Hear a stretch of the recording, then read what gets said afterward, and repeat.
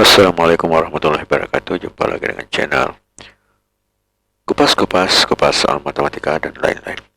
Kali ini kita akan membahas tentang mudah memahami tes intelijensi umum atau TIU untuk ujian CPNS tahun 2023 dengan topik soal cerita part 24. Ingin informasi terbaru? Silahkan di-subscribe. Nomor 1. Sebuah penelitian mengenai pola konsumsi sejenis barang menunjukkan bahwa kenaikan harga 8x%, pembelian turun dengan x%. Hingga saat ini harga barang tersebut adalah 10.500 per buah. Berapakah harga tersebut harus dinaikkan agar konsumsi turun sebesar 2%? A. Rp420, B. Rp1.050, C. Rp1.680, D. Rp1.990, dan E. Rp2.090.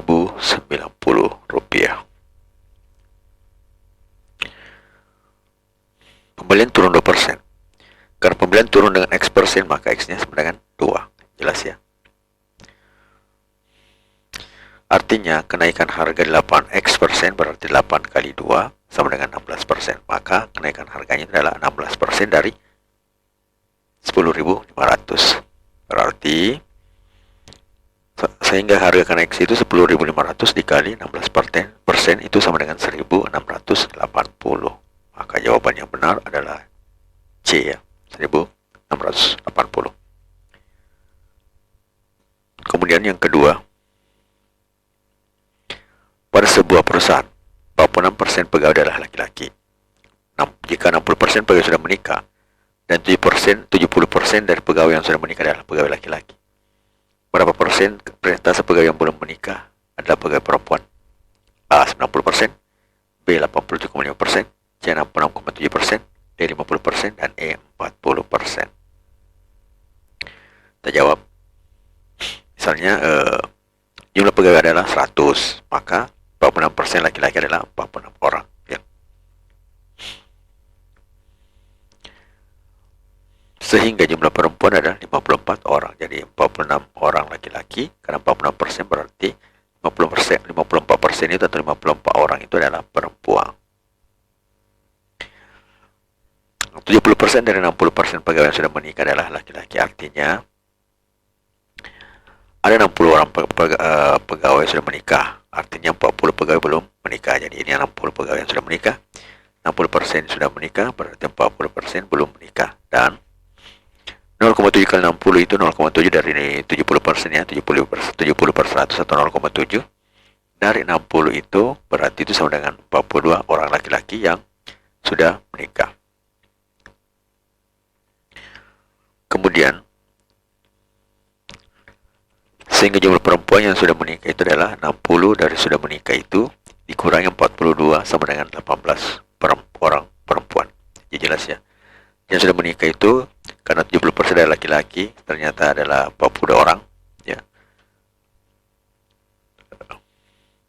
60% sudah menikah dan 70% itu adalah laki-laki yang sudah menikah, berarti 0,7 kali 60 ternyata yang ada adalah 42 orang ya. Dari 46 orang ya. Karena laki-laki ini 46, ternyata yang sudah menikah adalah 42 orang. Jadi jumlah perempuan di sini yang belum menikah, yang sudah menikah itu adalah 60 orang yang sudah menikah dikurangi 40 orang laki-laki, berarti tinggal 18 orang perempuan. Nah, jumlah perempuan yang belum menikah itu adalah 54, karena di sini 54 orang, maka dikurangi 18 orang yang sudah menikah, artinya 30 orang perempuan yang belum menikah. Jadi perbandingan antara perempuan yang belum menikah dengan keseluruhan yang belum menikah itu adalah 36, atau persentasenya adalah 36 dibagi dengan 40 kali 100% itu sama dengan 90%. Maka jawaban yang benar adalah A, 90%. Kemudian nomor yang ketiga. Jika bermanfaat, mohon di-share ya. Jika suatu kolam diisi air melalui keran A, B, atau C saja, kolam tersebut akan penuh dalam waktu berturut-turut 10 jam, 12 jam, atau 15 jam. Jika ketika keran digunakan secara bersamaan selama 3 jam, maka kolam tersebut akan terisi ya, bukan tersisi ya, terisi sebanyak A 0,4 bagian, B 0,5 bagian, C 0,75 bagian, D 0,8 bagian, dan E 0,85 bagian. Kita jawab. Kolam dapat terisi penuh oleh 3 keran. Keran A selama 10 jam, artinya setiap jam itu kolam terisi sebanyak 1/10 bagian ya. Di dalam 10 jam maka terisi penuh. Berarti untuk 1 jam itu dia terisi 1/10 bagian. Sedangkan untuk bagian keran B itu selama 12 jam, artinya setiap jam itu terisi sebanyak 1/12 bagian. Begitu juga dengan C ya. Sebanyak 15 jam, berarti setiap kolam itu terisi sebanyak 1/15 bagian.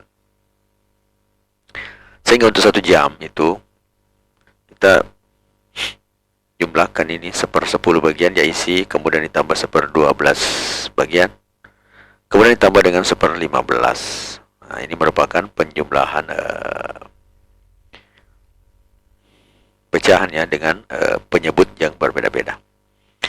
Untuk untuk menyamakan penyebutnya, kita bisa langsung kali saja, atau kita bisa langsung mencari kelipatan persekutuan terkecil. Kelipatan persekutuan terkecil antara 15, 12, dan 10 itu adalah 60 ya. Jadi ini 6 kali 10 60, 5 kali 12 itu 60, dan 4 kali 15 itu 60. Berarti 6/60, 5/60, 4/60. Sehingga jumlah penyebutnya ini sudah sama, maka bagian pembilangnya bisa kita jumlahkan. 6 tambah 5 tambah 4 hasilnya adalah 15/60. Itu untuk 1 jam. Jadi dalam 1 jam kita akan mampu mengisi 15/60 bagian. Karena ini dikatakan 3 jam, maka kita kali 3 saja ya. Berarti untuk 3 jam mampu sebanyak 3 kali 15/60. Tahu sama dengan 45/60 kalau dibagi adalah 0,75. Berarti untuk 3 jam karena A, B, C itu mampu mengisi kolam sebanyak 0,75 bagian. Jadi jawabannya adalah C ya, 0,75 bagian. Kemudian nomor yang keempat.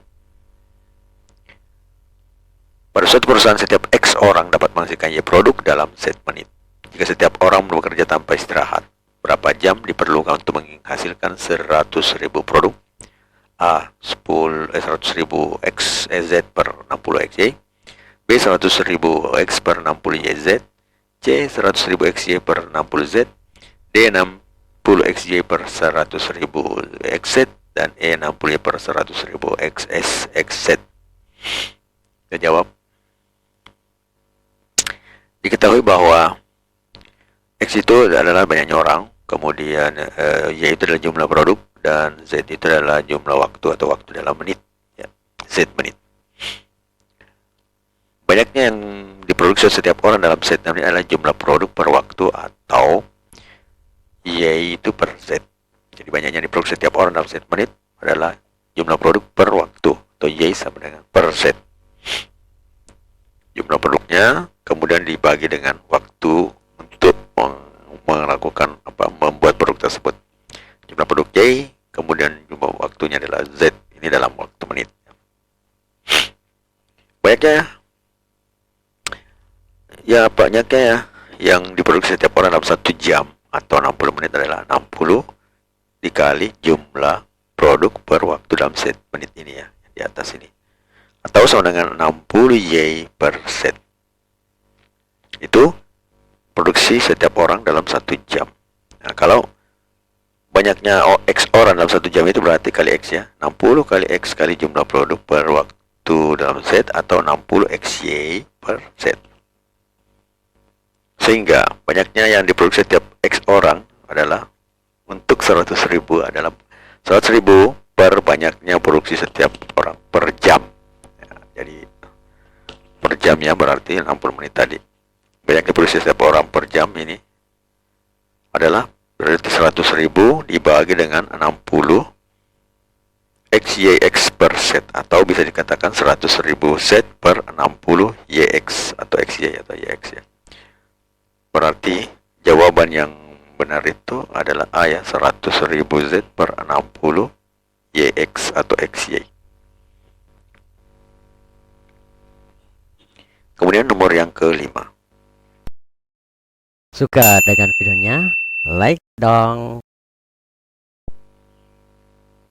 Pada sebuah kantor, jumlah kasus yang harus diselesaikan setiap hari dibagi rata di antara P pegawai.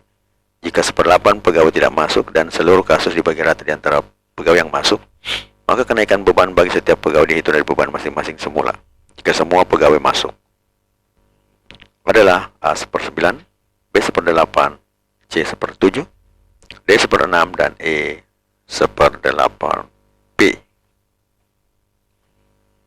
Jadi 1/8 P. Jawaban, karena jumlah kasus yang harus diselesaikan setiap hari dibagi rata di antara P pegawai, berarti setiap pegawai mengerjakan kasus adalah jumlah kasus dibagi dengan jumlah pegawai. Jadi jumlah kasus dikali 1/P ya, berarti jumlah kasus kali 1/P.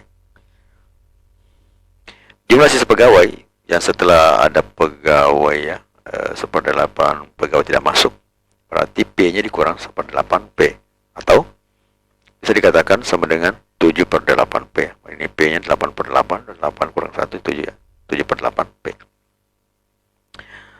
Sehingga pegawai mengerjakan kasus seperti yang tadi, jumlah kasus per pegawai adalah jumlah kasus kali 1/7/8P, atau jumlah kasus kali 8/7P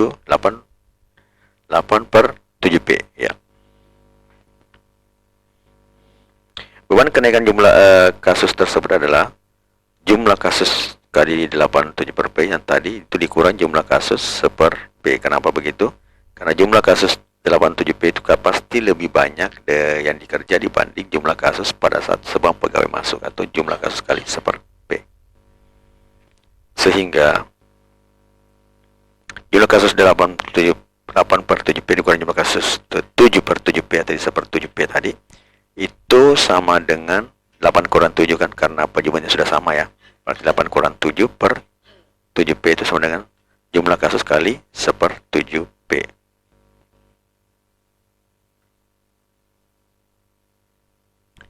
Kenaikan jumlah kasus itu adalah 1/7P.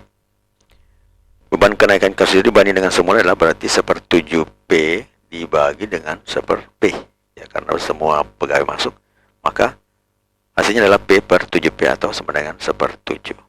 Jadi dari sini saya sebenarnya tadi bisa dikatakan 1/7 ya, karena P-nya sudah jelas ya.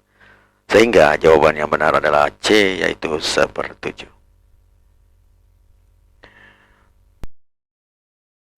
Ingin informasi terbaru? Silahkan di-subscribe. Orang terkaya adalah ia menerima takdir Allah dengan senang hati. Ali bin Husain. Matematika, Queen of Science. Assalamualaikum warahmatullahi wabarakatuh.